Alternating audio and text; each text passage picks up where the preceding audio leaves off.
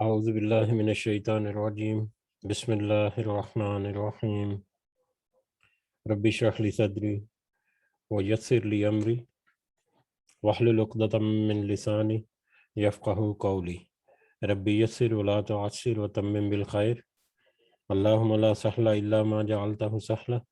وانت تجعل الحزن اذا شئت سہلا اللہم انفعنی بما علمتنی وعلمنی ما ینفعنی وزدنی علما اللہم صلی علی محمد وعلی آل محمد کما صلیت علی ابراہیم وعلی آل ابراہیم انک حمید مجید اللہم بارک علی محمد وعلی آل محمد کما بارکت علی ابراہیم وعلی آل ابراہیم انک حمید مجید۔ الحمدللہ ثم الحمدللہ کہ اللہ نے یہ وقت ہمارے لیے مسخر کر دیا، اللہ نے یہ وقت ہمیں دے دیا مہلت کی صورت میں، اور اللہ نے ہمیں ہمت اور توفیق دی کہ ہم اس کا نام اور اس کے حبیب اور ہمارے سب کے حبیب مصطفیٰ صلی اللہ علیہ وسلم کی احادیث سے اپنے دنوں کا آغاز کریں۔ اللہ تعالیٰ سے دعا ہے کہ اس مقصد میں ہمیں استقامت نصیب کرے اور ہمیں دنیا اور آخرت کی کامیابیاں بھی اللہ تعالیٰ عطا فرمائے، آمین یا رب العالمین۔ تو آج جس چیپٹر کو ہم شروع کرنے جا رہے ہیں، بلکہ آج اس چیپٹر کو ہم مکمل بھی کر لیں گے، اس کا عنوان ہے آخری عمر میں زیادہ سے زیادہ نیکیاں کرنے کی ترغیب کا بیان۔ آخری عمر میں زیادہ سے زیادہ نیکیاں کرنے کی ترغیب کا بیان۔ اب یہ آخری عمر اس باب کا جو موضوع ہے یا آگے جو احادیث ہیں اس میں، وہ ایک خاص کنٹیکسٹ میں یا ایک خاص نقطہ نظر کو اجاگر کرتی ہیں، لیکن اس کا مطلب یہ نہیں کہ آخری عمر کا کسی کو پتہ چل جائے۔ آخری عمر سے مطلب عام طور پر بڑھاپے کی عمر اگر لیا جائے تو یہی ہے، لیکن زندگی میں ہمیں بڑھاپا نصیب ہوگا یا نہیں، یعنی زندگی میں ہمیں کتنی مہلت دے رکھی، اور کیا ہمیں آخری عمر یا بڑھاپا ملنے والا بھی ہے کہ نہیں، یہ تو صرف اور صرف اللہ تعالیٰ ہی جانتے ہیں۔ لیکن اپنے انسان کو اپنے اعمال اور اپنی اصلاح جو ہے اس کی درستگی ہمیشہ ہر وقت اس کے ذہن میں رہنی چاہیے، اور جو احادیث ہمیں ملیں گی اس میں یہ زیادہ باور کرایا گیا ہے کہ اگر کسی کو آخری عمر مل جائے تو پھر تو اس کے لیے سمجھیں کہ ایک بونس لائف ہے، ایک بونس لائف ہے جس میں اس کو بونس کمانے کی عمر ہے، یا بونس کمانے کا موقع دیا اللہ تعالیٰ نے۔ باقی ساری زندگی جیسے ہی اس کو ہوش آیا، اللہ تعالیٰ نے اپنے پیغامات سارے وعدے کر دیے، نبی کریم صلی اللہ علیہ وسلم نے اللہ کے جتنا کلام تھا یا جتنے پیغامات تھے وہ سارے کے سارے پہنچا دیے۔ اب جیسے ہی اس کے اوپر ذمہ داریاں پڑیں، اس کا حساب کتاب اس کے نامہ اعمال میں لکھنا شروع ہو گیا، اور وہ اس کا حساب اسے دینا ہی ہے۔ اس کا مطلب کچھ لوگ جو ہیں، الحمدللہ اکثریت ان میں سے نہیں ہے، لیکن یہ بھی سمجھتے ہیں کہ جب آخری عمر کے لیے مطلب مختص ہے کہ آخری عمر میں ہی نیکیاں کی جائیں یا آخری عمر میں عبادت کی جائے۔ بہرحال آخری عمر کے ریلیٹڈ یا لمبی عمر کے ریلیٹڈ ایک حدیث ہے جو پچھلے دنوں میں ہم نے پڑھی، کیونکہ آگے اس حدیث کو کوٹ نہیں کیا گیا، اس لیے میں اس کی طرف ایک دفعہ صرف توجہ مبذول کرانا چاہوں گا۔ یہ حدیث نمبر 108 ہم نے پڑھی تھی، جس میں نبی کریم صلی اللہ علیہ وسلم نے فرمایا کہ سب میں سے بہتر وہ شخص ہے جس کی عمر لمبی ہو اور اس کا عمل اچھا ہو۔ یعنی لمبی عمر یا بڑھاپے کو پہنچ جانا ہی صرف کافی نہیں، بلکہ اس کا عمل جو ہے وہ اچھا ہونا لازمی ہے۔ اور جس شخص کو لمبی عمر بھی مل گئی، آخری وقت یا بڑھاپا یا لمبی عمر مل گئی، اور اس کا عمل بھی اچھا ہے، اس کا جو کام ہے وہ بھی نیک ہیں، صالح ہیں، تو پھر وہ ایک بہترین شخص ہے نبی کریم صلی اللہ علیہ وسلم کی اس روایت کے مطابق، اس حدیث کے مطابق۔ تو دوسرے نمبر پہ اب زندگی جو ہے یہاں پر، کیونکہ زندگی اور موت کا بھی ایک پہلو ہے کہ آخری عمر زندگی کتنی ہے انسان کی، وہ تو وقت اور جگہ جو ہے وہ تو مقرر کر رکھی اللہ نے، جس کا ہم نے قرآن میں بھی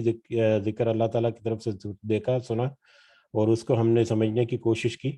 اگر سائنٹیفک اعتبار سے دیکھا جائے، دنیاوی اعتبار سے دیکھا جائے، تو زندگی کیا ہے، یہ ایک بہت ہی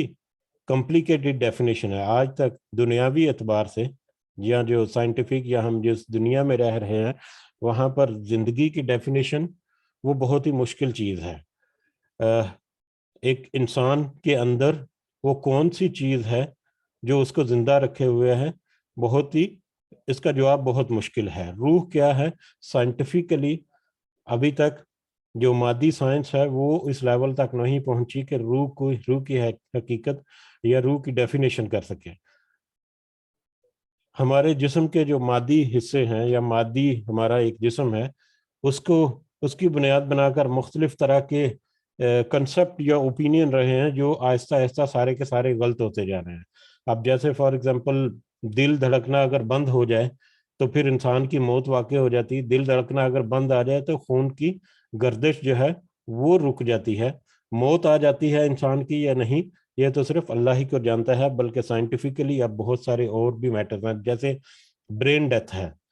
برین ڈیتھ بھی ہم ایک ٹرم یوز کرتے ہیں کہ برین ڈیتھ کی صورت میں انسان دماغی طور پر مر جاتا ہے، لیکن اس کا دل اور باقی جو اس کے اعضاء ہیں وہ کچھ حد تک کام کرتے رہتے ہیں۔ اب برین ڈیتھ میں بہت سارے آپ نے سنا ہوگا وینٹیلیٹر پہ ہیں جو چلے جاتے ہیں، کوما میں جو چلے جاتے ہیں، اور کوما میں کبھی ایسی شدید کیفیت میں چلے جاتے ہیں کہ وہ مریض جو ہے اس کو جو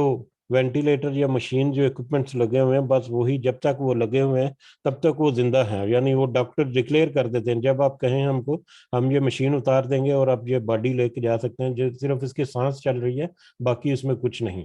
تو اب موت کی حقیقت کیا ہے، وہ ابھی تک سائنٹیفکلی اس کو بہت مشکل ہے اس کو ڈیفائن کرنا۔ دوسری طرح سے بھی دیکھا جائے کہ اگر کوئی دل کو کرے کہ دل کا دھڑکنا یا دل کے اندر ہی جان ہے، تو دل کی ٹرانسپلانٹیشن ہو جاتی ہے۔ اور حیرانگی کی بات یہ ہے، بلکہ اللہ تعالیٰ کی قدرت، اور اللہ تعالیٰ نے اس زمین میں اور انسان کے اندر اور پورے روئے کائنات میں جتنے راز پوشیدہ کر رکھے ہیں، اتنے بڑے راز ہیں کہ انسان کا سوچنا جو ہے وہی مطلب بہت مشکل ہے۔ کہ آپ کو یقیناً آپ کو کچھ اندازہ ہوگا، تو اب تو پہلے تو ہارٹ ٹرانسپلانٹیشن اور کڈنی ٹرانسپلانٹیشن اور لیور ٹرانسپلانٹیشن اور اس طرح سے ہو جاتے ہیں، لیکن اب تو برین ٹرانسپلانٹیشن جو ہے، بلکہ ہیڈ ٹرانسپلانٹیشن جو ہے اس کے بھی کچھ ایکسپیریمنٹس کامیاب ہو چکے ہیں۔ ہیڈ ٹرانسپلانٹیشن یعنی پورے کے پورا سر، آپ کا چہرہ، آپ کا منہ، آپ کا دماغ، پورا گردن سے اوپر کا پورا حصہ جو ہے اس کو ہی پورے کے پورے کو ٹرانسپلانٹ کر دیا جاتا ہے دوسری باڈی کے اوپر، اور جس کے پریکٹیکل ایکسپیریمنٹس ہو چکے ہیں، اور میری کچھ ناقص معلومات کے مطابق کچھ اس وقت زیادہ تعداد نہیں، لیکن کچھ افراد ایسے ہیں جن کے اوپر یہ تجربہ کیا جا چکا ہے اور وہ انڈر آبزرویشن ہے، اور کیونکہ یہ ایک بہت ہی سینسٹیو اور بہت ہی بڑے لیول کا میٹر ہے، اور اس میں بہت سارے لیگل ایشوز بھی چھپے ہوئے ہیں، کہ تو اس وجہ سے یہ ابھی تک پبلش نہیں ہوا، یا ابھی تک اس طرح سے معلومات جاری نہیں کی گئی، لیکن کچھ ایکسپیریمنٹس ایسے کامیاب ہو چکے ہیں، لیکن اس میں بہت سارے لیگل ایشو یہ آ رہے ہیں کہ اگر سر جو ہے وہ انسان ہے تو اس کی سوچ کیسی ہوگی، اس کا دل جو ہے وہ تو اور ہے، اس کے ہاتھ پاؤں بازو جو ہیں وہ ڈفرینٹ ایک شخص کے ہیں، اور اس کا دھڑ جو ہے، اس کا جو سر ہے وہ ایک دوسرے شخص کا ہے۔ تو اللہ تعالیٰ نے کتنے راز رکھے ہوئے ہیں اس کائنات میں، یہ تو صرف وہی جانتا ہے۔ تو اب اتنی مشکل کیفیات اور اتنے لمبی چوڑے راز اور اتنی زیادہ وسیع تحقیق ہونے کے باوجود انسان کی جو روح ہے یا اس کی زندگی کہاں پر ہے انسانی جسم کے اندر، وہ اس کا ابھی تک سمجھنا جو ہے وہ بہت مشکل ہے. یہ سائنٹیفک اعتبار سے میں کہہ رہا ہوں، یا ہماری مادی لحاظ سے جو ہے. بہرحال اللہ کی طرف سے موت اور زندگی کا وقت مقرر ہے. آخری عمر جس کو نصیب آ جائے، پچھلی حدیث میں ہم نے پڑھا، جس کو آخری عمر مل جائے یا جس کی عمر لمبی ہو جائے اور اس کے ساتھ ساتھ اگر وہ اپنے اعمال بھی درست رکھے تو وہ ایک بہترین شخص ہے. اب اس موضوع کے تحت ایک ہی قرآن کی ایک ہی آیت کو کوٹ کیا گیا ہے اور اس کی پھر تھوڑی سی فردر ایکسپلینیشن امام نووی نے ہی کی ہے جو اس کتاب کے رائٹر ہیں. تو دیکھتے ہیں یہ سورہ فاتر کی آیت نمبر 37، اس کا ترجمہ یہاں پر اللہ تعالیٰ نے فرمایا، کیا ہم نے تمہیں اتنی عمر نہیں دی، کیا ہم نے تمہیں اتنی عمر نہیں دی تھی کہ جس میں نصیحت پکڑ لے، جس نے نصیحت پکڑنی ہو. کیا ہم نے تمہیں اتنی عمر نہیں دی تھی جس میں نصیحت پکڑ لے، جس نے نصیحت پکڑنی ہو، اور تمہارے پاس یاد دہانی کے لیے ڈرانے والا الگ سے آیا. اب یہاں پر دو نقطے ہیں اس آیت میں. ایک تو یہ ہے کہ اللہ تعالیٰ نے کہا کہ کیا ہم نے تمہیں اتنی عمر نہیں دی، یعنی اتنی عمر کتنی عمر، اس میں مختلف طرح کی رائے ہیں. اور دوسرا یہاں پر ہے ڈرانے والا. اللہ تعالیٰ کہہ رہے ہیں کہ تو ڈرانے والا بھی الگ سے آیا. اب یہ ڈرانے والا کیا ہے؟ اب دونوں کی ڈفرنٹ رائے ہیں علماء کی نظر میں. اس کو ہم جب پڑھتے ہیں تو یہ پورا مطلب ایکسپلین ہو جاتا ہے، یہاں پر تو واضح ہو جاتا ہے، تو اس لیے ہم اسی کو پڑھتے ہیں. حضرت ابن عباس رضی اللہ تعالی عنہ اور محققین کے نزدیک اس کے معنی ہیں، کیا ہم نے تمہیں 60 سال کی عمر نہیں دی. کچھ محققین اور حضرت ابن عباس رضی اللہ تعالیٰ عنہ کے نزدیک یہ ہے کہ اس آیت کا مطلب یہ ہے پہلے حصے کا، کیا ہم نے تمہیں 60 سال کی عمر نہیں دی. اور اس کے معنی کی تائید اس حدیث سے ہوتی ہے جسے ہم آگے ذکر کریں گے. اگلی کچھ حدیث کاری ہے اس میں اس کا ذکر ہوگا. بعض نے اس کے معنی 18 سال اور بعض نے اس کے معنی 40 سال لیے ہیں. یعنی کتنی عمر اللہ تعالیٰ نے دی جس میں وہ انسان کے لیے کافی ہوگی کہ اس کو سوچ سمجھ آ جائے، اس کو وہ سمجھ بچا کر سکے کیا کہ اس کے لیے کیا اچھا ہے اور کیا برا ہے، اور اس کے مطابق وہ اعمال درست کرے. تو پہلا جو ہے اوپینین وہ ہے 60 سال، کچھ علماء کا 18 سال اور بعض نے 40 سال کیے. یہ قول حضرت حسن بصری، کلبی اور امام مسروق، یہ سارے مطلب بہت شروع کے امام ہے. 110 ہجری کے متوفہ اور متوفہ 146 ہجری اور متوفہ 63 ہجری. تو یہ ان کے قول کا، اور حضرت ابن عباس جو ہے رضی اللہ تعالیٰ ان سے بھی یہ قول منقول ہے، وہی 60 سال والا. انہوں نے یہ قول ابن عباس سے منقول کیا ہے. اوکے. اہل مدینہ میں کیا قول ہے؟ اہل مدینہ میں جب کوئی 40 سال کی عمر کو پہنچ جاتا تو وہ اپنے آپ کو عبادت کے لیے فارغ کر لیتا. ان سارے جو علماء ہیں ان کا کیا قول ہے کہ جب کوئی 40 سال کی عمر پہ پہنچ جاتا ہے اہل مدینہ میں تو اپنے آپ کو عبادت کے لیے فارغ کر لیتا. اور بعض کے نزدیک اس سے مراد بلوغت کی عمر ہے، یعنی جب وہ بالغ ہو جائے. اکثر جو ہے وہ بلوغت کی عمر کو 15 سال کہتے ہیں، اور بعض کہتے ہیں کہ جب وہ احتلام ہونا یا جب بلوغت کی نشانیاں جو ہے وہ واضح ہو جائیں. بہرحال عمر کتنی ہے اللہ تعالیٰ نے یہاں پر قرآن میں واضح نہیں کیا، اور کسی صحیح حدیث میں نبی کریم صلی اللہ علیہ وسلم کے قول سے بھی کچھ صحیح منسوب نہیں ہے، ما سوائے جو ہم آگے پڑھیں گے. لیکن علماء کی رائے اور حضرت ابن عباس رضی اللہ تعالیٰ عنہ ان کی رائے کے مطابق 60 سال یا 40 سال یا بلوغت کی عمر اس طرح کا ہو سکتا ہے. بہرحال یہ تو بات طے ہے کہ جیسے ہی انسان کو ہوش آیا ویسے ہی اس کو واضح ہو گیا حق کیا ہے اور باطل کیا ہے. پھر اس کے مطابق اس کو اپنی اصلاح کرنی ہے، موت کا وقت جو ہے اس کا انتظار کیے بغیر. اور اللہ کا ایک قول، اسی قول میں دوسرا جو ہے اللہ کے یہ جو آیت تھی، اس آیت کا دوسرا حصہ جو ہے اور تمہارے پاس تو ڈرانے والا الگ سے آیا، اس کے بارے میں ہے کہ اور اللہ کا قول اور تمہارے پاس ڈرانے والا آیا حضرت ابن عباس رضی اللہ تعالیٰ عنہ اور جمہور جو علماء ہیں انہوں نے کہا کہ اس سے مراد نبی کریم صلی اللہ علیہ وسلم ہے کہ نبی کریم صلی اللہ علیہ وسلم ڈرانے والے تمہارے پاس آئے، جبکہ اکرمہ اور ابن عیینہ یہ بھی شروع کے امام ہیں، ان کے نزدیک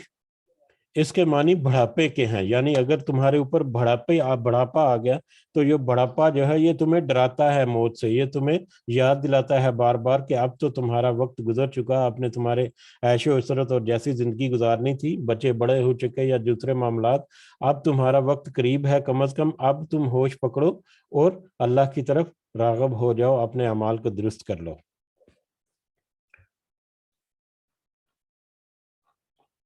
تو میرا خیال ہے اس میں یہ آیت جو ہے یہ بہت کلیئر ہے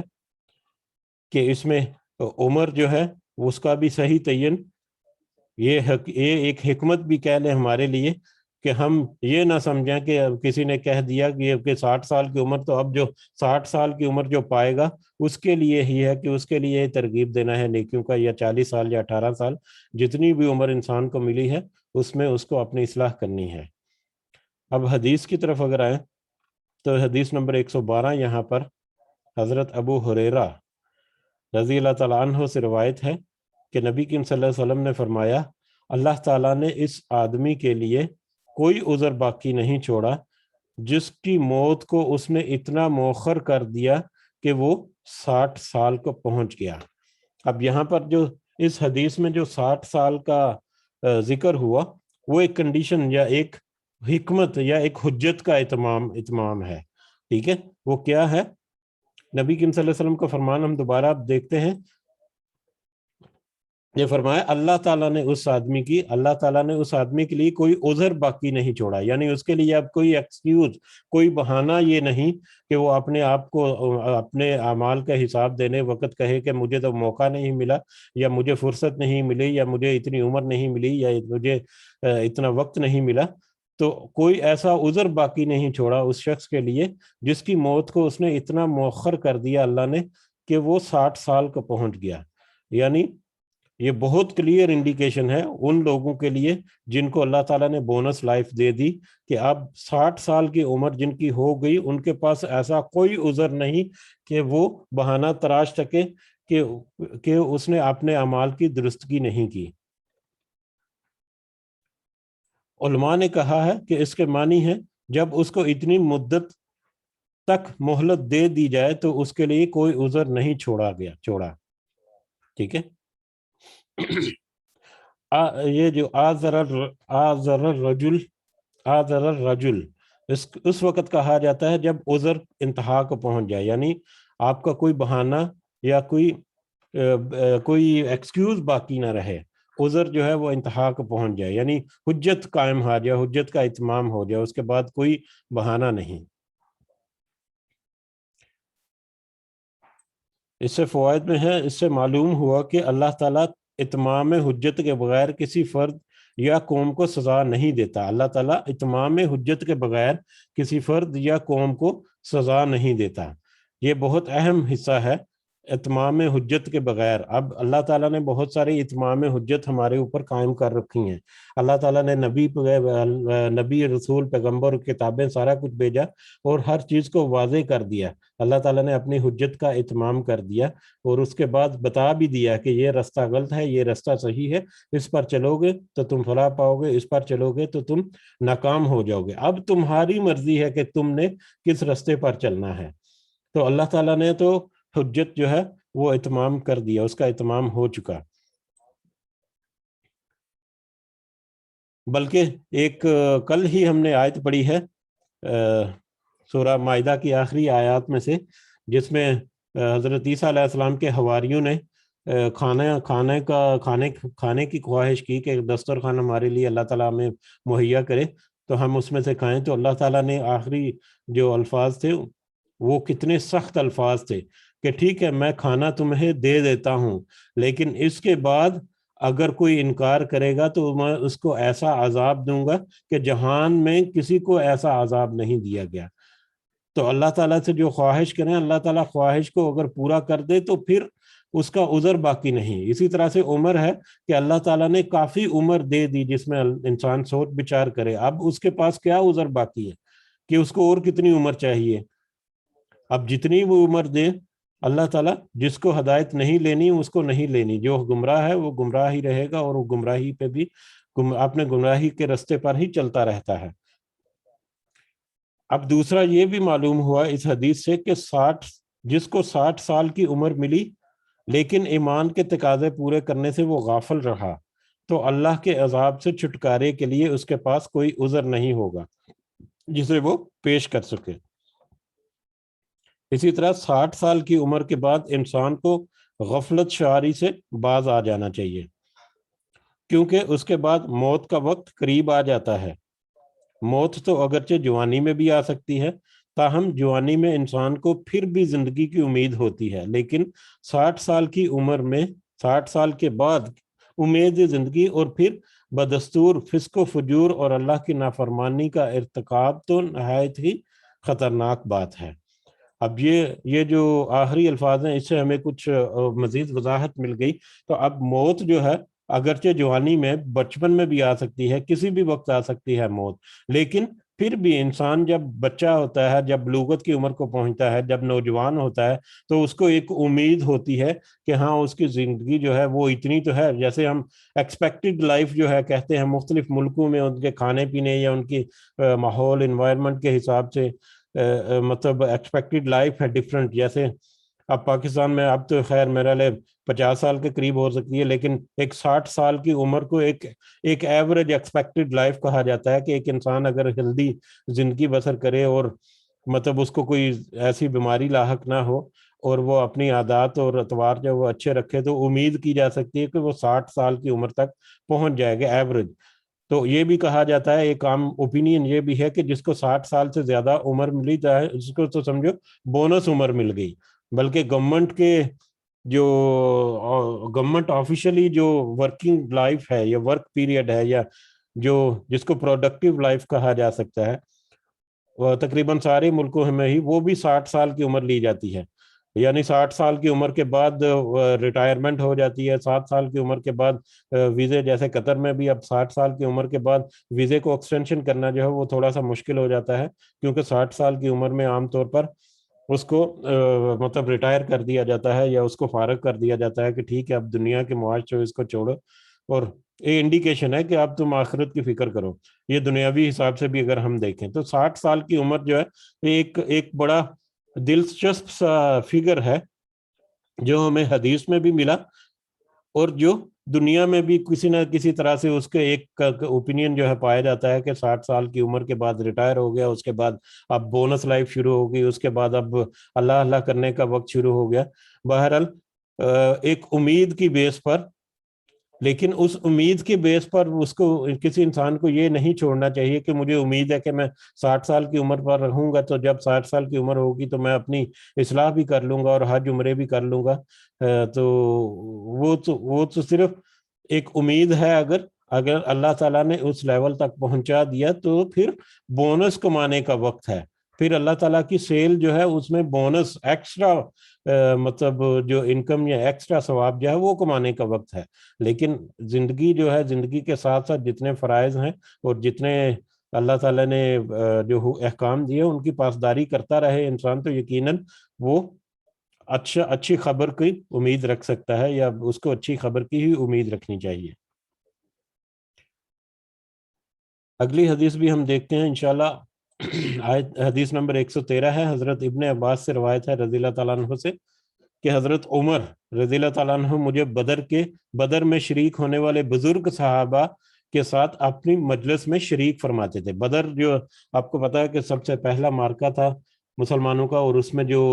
اس کے جو غازی تھے وہ کافی بزرگ شخصیات تھی جو بعد میں کافی دیر تک مسلمانوں کی مطلب ترویج کرتے رہے. بہرحال حضرت ابن عباس جو ہیں رضی اللہ تعالیٰ عنہ وہ عمر میں چھوٹے تھے حضرت عمر سے، تو حضرت عمر انہیں وہ جو بزرگ شخصیات ہیں ان کی مجلس میں ان کو لے کر جاتے تھے ساتھ. ان میں سے بعض نے گویا اس بات پر ناگواری محسوس کی اور کہا کہ ہمارے ساتھ کیوں شریک مجلس ہوتا ہے جبکہ اس جیسے یعنی اس کے ہم عمر ہمارے بیٹے بھی ہیں۔ وہ جو بزرگ تھے وہ کہتے تھے کہ یہ ابن عباس جو ہے یہ یہاں پر کیوں آ جاتے ہیں، ان کی عمر تو بہت کم ہے، اتنی عمر کے تو ہمارے بیٹے ہیں جن کو بارگاہ خلافت میں بازیابی کا موقع نہیں دیا جاتا، جن کو جو عام طور پر ایسی مجلس میں نہیں آتے، وہ ان کی عمر چھوٹی ہے ابھی، یہ تو بزرگوں کی مجلس ہے۔ تو حضرت عمر نے فرمایا رضی اللہ تعالیٰ عنہ کہ ابن عباس رضی اللہ تعالیٰ عنہ کی حیثیت و مرتبہ کو تو تم جانتے ہی ہو، ظاہر ہے وہ ایک بلند رتبہ تھا، اہل بیت میں سے تھے۔ چنانچہ حضرت عمر رضی اللہ تعالیٰ عنہ نے ایک دن مجھے بلایا اور مجھے ان شیوخ بدر کے ساتھ اپنی مجلس میں شریک کیا، اور میرا خیال ہے کہ اس دن مجھے بلانے کا مقصد ہی ان کو میری حیثیت دکھلانا تھا۔ حضرت عمر نے بطور امتحان شرکائے مجلس سے کہا کہ تم اللہ کے اس قول کہ جب اللہ کی مدد اور فتح آ جائے، جب اللہ کی مدد اور فتح آ جائے، یعنی اذا جاء نصر اللہ والفتح، یہ جو سورہ ہے سورہ نصر، تو جب اللہ کا یہ قول جب آ جائے تو اس کا تمہارے قریب کیا مطلب ہے، کیا معنی و مطلب ہے؟ تو بعض نے کہا کہ اس سے ہمیں حکم دیا گیا ہے کہ جب اللہ ہماری مدد فرمائے اور ہمیں فتح سے سرفراز کر دے تو ہم اللہ کی حمد کریں اور اس سے بخشش مانگیں۔ کچھ نے کہا کہ جب ہمیں فتح مل جائے، اللہ تعالیٰ ہمیں فتح دے دے، تو اس کے بعد ہمیں اللہ کی حمد اور اس کی بخشش جو ہے وہ کرنی چاہیے، اور بعض اس پر خاموش رہے، کچھ جواب نہیں دیا۔ پس حضرت عمر نے مجھ سے کہا، ابن عباس تو بھی اس طرح کہتا ہے، کیا تو بھی اس طرح کہتا ہے؟ میں نے کہا نہیں، یعنی حضرت ابن عباس نے کہا رضی اللہ تعالیٰ عنہ کہ نہیں، میں اس طرح سے نہیں سوچتا۔ آپ نے فرمایا تو پھر تو کیا کہتا ہے؟ میں نے کہا اس سے مراد رسول اللہ صلی اللہ علیہ وسلم کی موت ہے، جس کی اطلاع اللہ تعالیٰ نے آپ کو دی ہے۔ اذا جاء نصر اللہ من والفتح، یہ آپ کی موت کی علامت ہے۔ یہ کلام یا یہ جو آیت ہے یا یہ جو سورہ ہے، یہ آپ صلی اللہ علیہ وسلم کی موت کی علامت ہے۔ اللہ نے فرمایا جب یہ فتح و نصرت آ جائے تو اے پیغمبر صلی اللہ علیہ وسلم اپنے رب کی تسبیح اس کی خوبیوں کے ساتھ بیان کر اور اس سے اپنی لغزشوں کی معافی مانگ، یقیناً وہ بہت رجوع کرنے والا ہے۔ حضرت عمر فرماتے ہیں کہ اس کی بابت میرا علم بھی وہی ہے جو تو نے بیان کیا، جو تم بیان کر رہے ہو۔ تو مختصر یہ کہ جو سورہ نازل ہوئی، سورہ نصر جو نازل ہوئی، جس میں اللہ تعالیٰ نے کہا کہ اللہ تعالیٰ کی طرف سے فتح کی نصرت یا فتح کی ایک خوشخبری جو ہے وہ آ گئی، اور اس کے بعد جوک در جوک یا فوج در فوج جو ہیں وہ لوگ اسلام میں داخل ہوں گے۔ اب جب یہ وقت آ جائے تو تم اللہ کی تسبیح کرو، حمد بیان کرو اور اس سے استغفار کرو۔ تو جیسے ہی ہم نے قرآن کی ایکسپلینیشن میں بھی دیکھا ہے کہ جیسے یہ آیت نازل ہوئی، جب یہ آیات یا یہ سورہ جو نازل ہوئی، تو اس کے بعد نبی کریم صلی اللہ علیہ وسلم جو ہیں وہ بہت زیادہ مشغول ہو گئے، وہ بہت زیادہ ڈر گئے تھے، اور وہ مطلب ان کو اندازہ ہو گیا تھا کہ اللہ تعالیٰ نے وعدہ کر دیا کہ اب تمہاری موت کا وقت جو ہے وہ قریب ہے۔ بلکہ اگلی احادیث سے ہمیں مزید وضاحت بھی ملے گی، وہ احادیث پڑھتے ہیں ہم، اس کے بعد ہم دیکھیں گے، یہ ساری ایکسپلینیشن اس میں ہی ہمیں مل جائے گی آگے جیسے پڑھتے ہیں۔ اس کے فوائد میں ہے انسان کی قدر و قیمت محض عمر کی زیادتی سے نہیں بلکہ عقل و فہم اور علم و شعور سے ہوتی ہے۔ اس لیے ایک خرد سال بچہ، ایک چھوٹا سا بچہ بھی اپنے حسن فہم اور وسعت علم کی وجہ سے اپنے زمانے کے بزرگوں کے مقابلے میں سبقت اور فضیلت حاصل کر سکتا ہے۔ انسان کی موت کا وقت جب قریب آ جائے تو انسان کو چاہیے کہ اللہ کی تسبیح اور حمد اور استغفار جو ہے وہ کثرت سے کرے۔ حدیث نمبر 114 دیکھتے ہیں۔ حضرت عائشہ رضی اللہ تعالیٰ عنہ سے روایت ہے کہ اذا جاء نصر اللہ والفتح کے نزول کے بعد رسول اللہ صلی اللہ علیہ وسلم اپنی ہر نماز میں یہ ضرور پڑھتے، سبحانک ربنا و بحمدک، سبحانک ربنا و بحمدک، ہاں پورا ہے، سبحانک ربنا و بحمدک اللہم اغفر لی، پاک ہے تو اے اللہ، اے ہمارے رب، اپنی خوبیوں کے ساتھ اے اللہ مجھے بخش دے۔ یعنی حضرت عائشہ رضی اللہ تعالیٰ عنہ سے روایت ہے کہ اس سورہ نصر کے نزول کے بعد رسول اللہ صلی اللہ علیہ وسلم جو ہے یہ دعا کثرت سے اپنی نماز میں پڑھتے تھے. اور صحیحین یعنی صحیح اور مسلم، بخاری اور مسلم کی ایک متفقہ جو روایت ہے اس کے مطابق حضرت عائشہ رضی اللہ تعالیٰ عنہ کی ایک روایت کہ رسول اللہ صلی اللہ علیہ وسلم قرآن کی تعویل کرتے ہوئے اپنے رکوع اور سجدوں میں اکثر سبحانک اللہم ربنا و بحمدک اللہم اغفر لی پڑھتے تھے. ٹھیک ہے.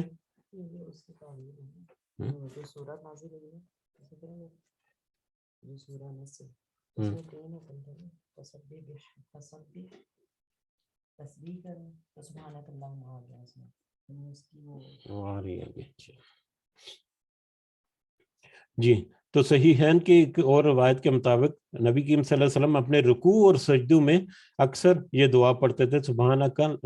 اللہم ربنا و بحمدک اللہم اغفر لی. ٹھیک ہے. اور قرآن کی تعویل سے مطلب کیا ہے کہ قرآن کے حکم پر عمل کرتے ہوئے جو اس آیت میں آیا ہے فسبح بحمد ربک واستغفر، فسبح بحمد ربک واستغفر، یعنی اسی سورہ نصر میں بعد میں ہے کہ پس تو تسبیح کر اپنے رب کی اور استغفار کر. تو یہ جو حکم آیا تھا نبی کریم صلی اللہ علیہ وسلم کو، اس حکم کی تعمیل کرتے ہوئے وہ اپنے رکوع اور سجدوں میں اللہ کی حمد اور اس سے استغفار جو ہے وہ کرتے رہتے تھے، وہ کثرت سے کرتے تھے. اسی طرح سے مسلم کی ایک اور روایت میں ہے رسول اللہ صلی اللہ علیہ وسلم اپنی موت سے قبل اکثر یہ پڑھا کرتے تھے سبحانک اللہم و بحمدک استغفرک و اتوب الیک، سبحانک اللہم و بحمدک استغفرک و اتوب الیک. حضرت عائشہ رضی اللہ تعالیٰ عنہ فرماتی ہیں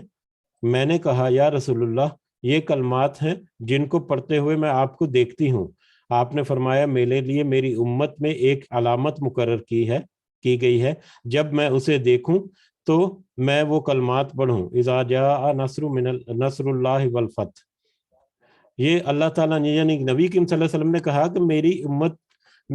میری امت میں ایک علامت مقرر کی گئی ہے، اور جب میں اس اللہ تعالیٰ کے حکم کے مطابق جب میں یہ علامت دیکھ لوں تو پھر مجھے یہ پڑھنا لازمی ہے کہ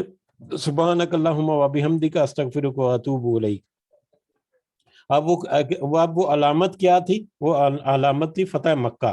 یہ فتح مکہ کے بعد یہ فتح مکہ کی روشنی میں یہ آیت جو ہے یہ سورہ جو ہے یہ نازل ہوئی تھی، یہ تو ہم سب کو پتہ ہے.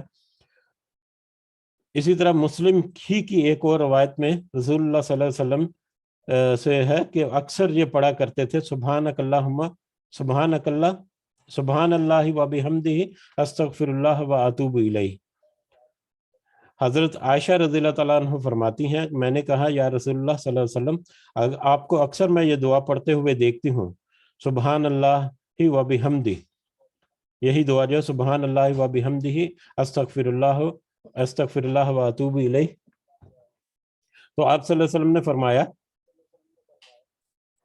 مجھے میرے رب نے خبر دی ہے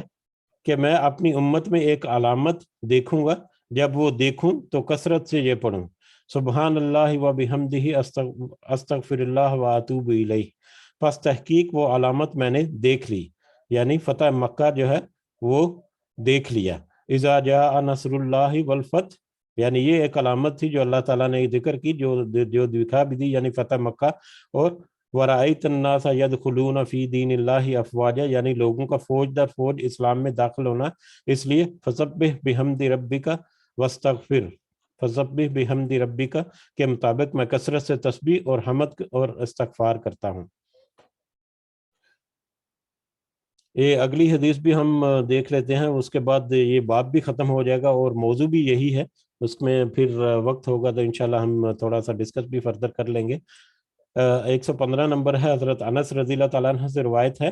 کہ اللہ تعالیٰ نے رسول اللہ صلی اللہ علیہ وسلم کی وفات سے کچھ عرصہ قبل پے در پے وحی نازل فرمائی، یہاں تک کہ آپ کی وفات کے قبل آپ پر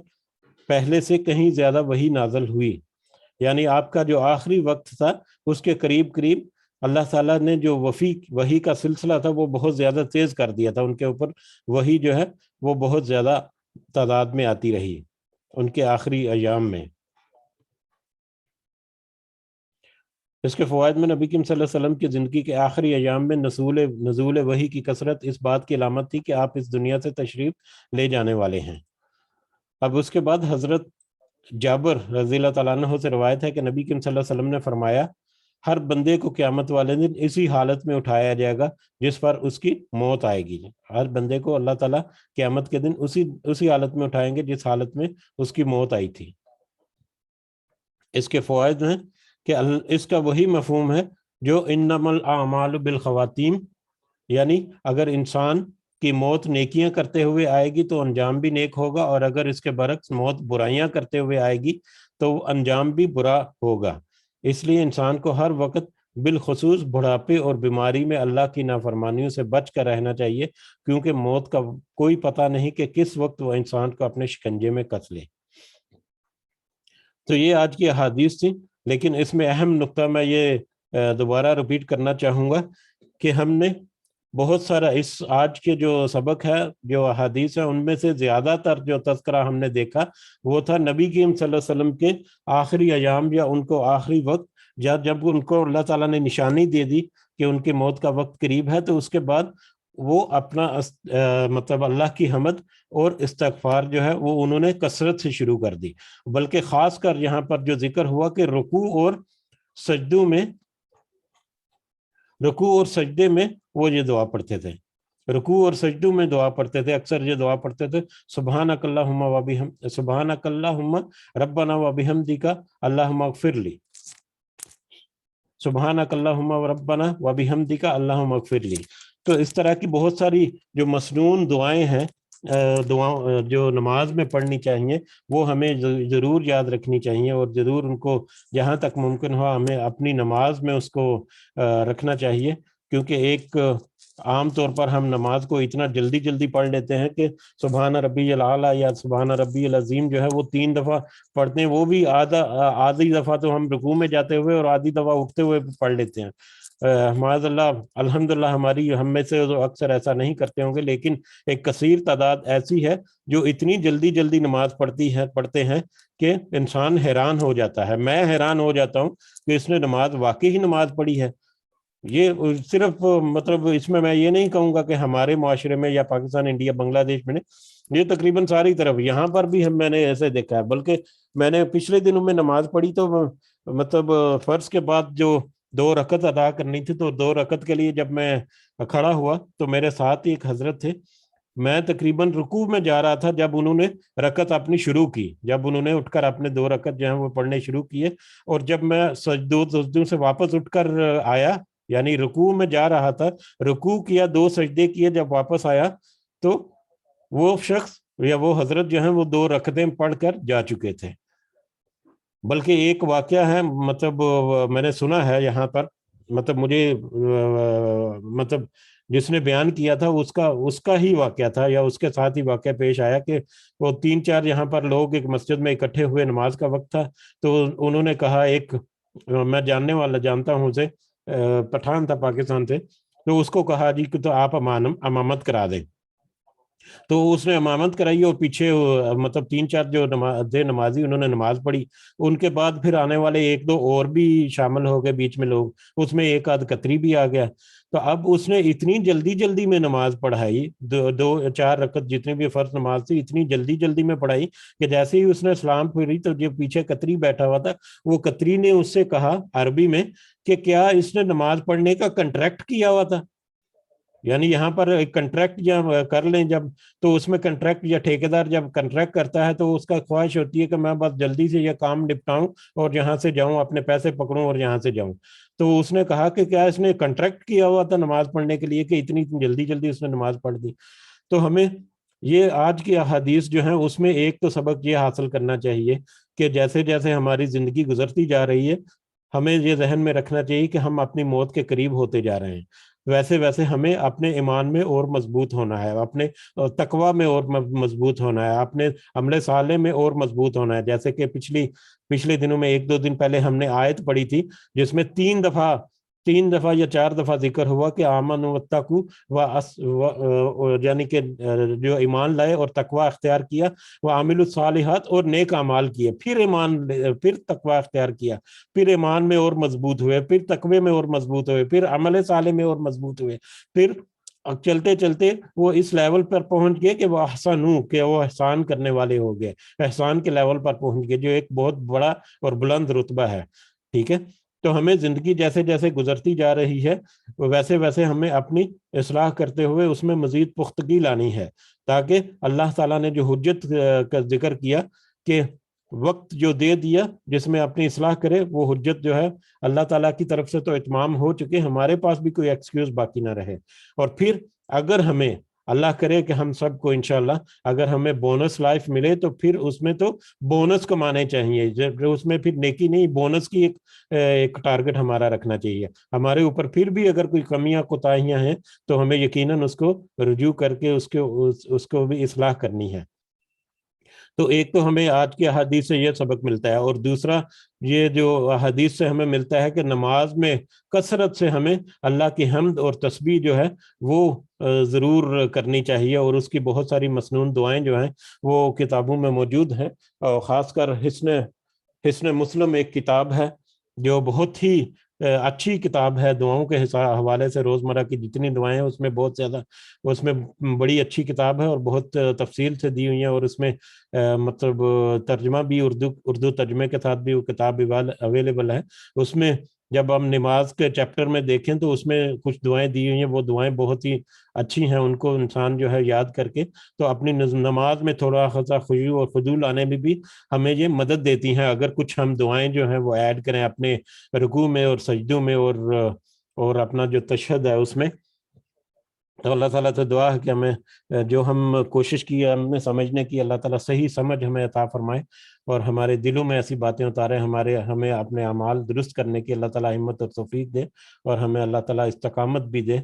کہ ہم اپنے دین پر قائم رہیں اور اپنے عمل جو ہیں صالح اس پر قائم رہیں اور اس کو مزید مضبوط کرتے رہیں وقت کے ساتھ ساتھ. وما علینا الا البلاغ المبین. جی اگر کسی کو کوئی پوائنٹ ایڈ کرنا ہے آج کے سبق میں تو ضرور آپ آ سکتے ہیں مائک پہ. جزاکم اللہ خیرن.